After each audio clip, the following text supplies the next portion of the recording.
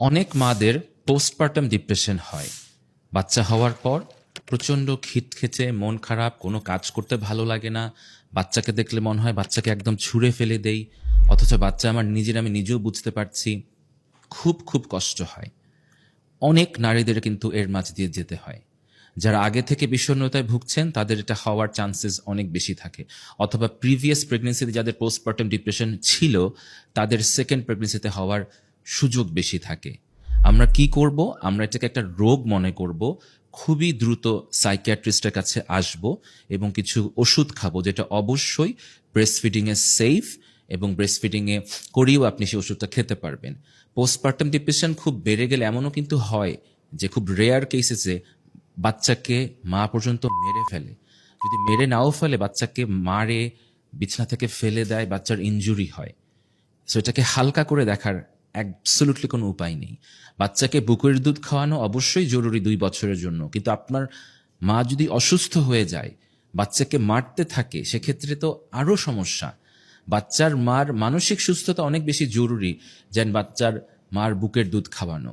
অবশ্যই বুকের দুধ খাওয়াবেন, সেরকম ওষুধ আছে, কিন্তু যদি সিভিয়ার অবস্থা হয়, বাচ্চার মাকে কখনো এই ভয় দিবেন না যে তোমার সাইকিয়াট্রিস্টের কাছে গেলে তোমাকে তো ওষুধ দেবে এবং বুকের দুধ তুমি খাওয়াতে পারবে না। তখন এই মাটা আরও বেশি দেরি করে আমাদের কাছে আসেন, আরও বেশি বিষণ্ণতায় ভুগেন, এবং বিষণ্ণতা থেকে ভুগলে প্রায় 15-20% মানুষ সুইসাইড করে মারা যায়। আপনার মা যদি মারাই গেল, তাহলে বাচ্চাটাকে দেখবে কে? পোস্টপার্টাম ডিপ্রেশনে আরেকটা ব্যাপার খুব জরুরি হলো ফ্যামিলি সাপোর্ট, স্পেশালি হাজবেন্ডের সাপোর্ট। একজন পুরুষ যদি বুঝতে পারে তার স্ত্রীর এরকম কষ্ট হচ্ছে মূলত হরমোনাল ইমব্যালেন্সের কারণে, তখন স্ত্রীর কোপ আপ করতে সহজ হয়।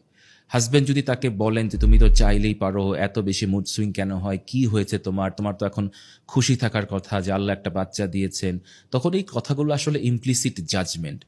উনি তো ইচ্ছে করে এটা করছে না, এটা তো একটা মানসিক রোগ যেটার চিকিৎসা প্রয়োজন, আপনার সহায়তা প্রয়োজন।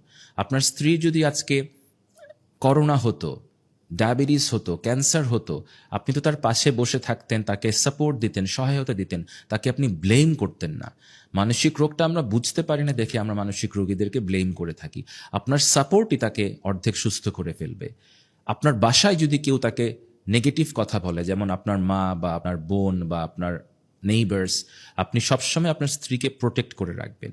আপনি বলবেন, দেখুন আমার স্ত্রী অসুস্থ, উনি এটা ইচ্ছে করে করেনি, এটা এক ধরনের মানসিক সমস্যা, সে পাগল হয়ে যায়নি, তার হরমোনাল ইমব্যালেন্সের জন্য হয়েছে। আপনারা তাকে কেউ বাজে কথা বলবেন না। কেউ বাজে কথা বললে তাদেরকে ভদ্রভাবে শাসন করবেন। আপনার স্ত্রীর কাছাকাছি তাকে আসতে দিবেন না। লাস্ট একটা কাজ করবেন, এই সময় আপনার স্ত্রীকে চেষ্টা করবেন রাতে একটু ঘুমোতে দেওয়ার জন্য।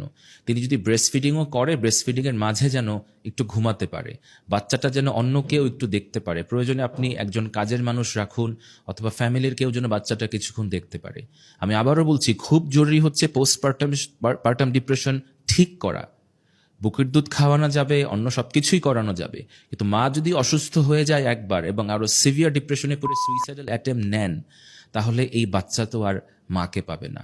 তাই পোস্টপার্টাম ডিপ্রেশন খুব সিনসিয়ারলি, সিরিয়াসলি একটা মানসিক রোগ হিসেবে ডিল করবেন। যদি আপনি ডিল করেন, ট্রিট করেন, সেটা সম্পূর্ণভাবে সেরে যায়।